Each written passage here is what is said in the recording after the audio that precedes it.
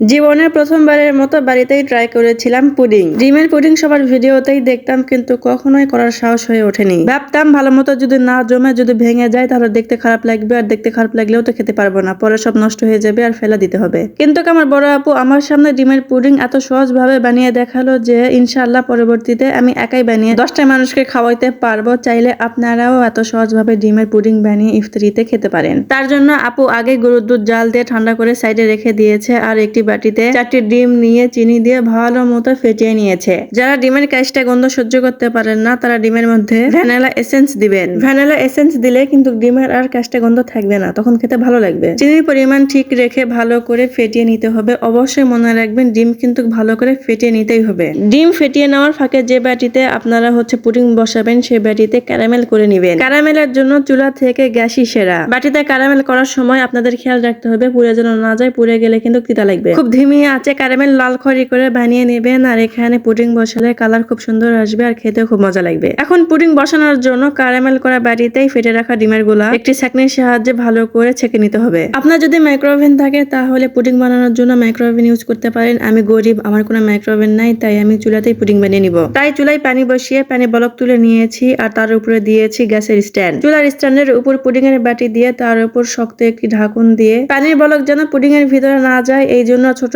একটি নোড়া ঢাকনের উপর চাপিয়ে দিয়েছি। তারপরে কড়াইয়ের ঢাকনা চাপিয়ে 20 থেকে 30 মিনিটের জন্য পুডিং সিদ্ধ করে নিয়েছি। স্টিম বলেন, সিদ্ধ বলেন আর জাল দেওয়াই বলেন না কেন, সবই তো একই। এর থেকে ভদ্র ভাষা বা ইংলিশ ভাষায় কিছু বলতে পারবো না। পুডিং হওয়ার সময় কয়টা ডিম বা কয়জনের জন্য বানাচ্ছেন এটাই কিন্তু ডিপেন্ড করে। তাই পারফেক্ট পুডিং হয়েছে কিনা সেটা চেক করার জন্য একটি টুথপিক পুডিং এর ভিতরে দিয়ে উঠিয়ে নিবেন। গায়ে যদি না লেগে থাকে তাহলে ভাববেন যে এটি পারফেক্ট ভাবে কুক হয়েছে। আমার পুডিং এর কালারই তো বলে দিচ্ছে যে কেমন হয়েছে। আমার কি এক্সট্রা করে কিছু বলতে হবে?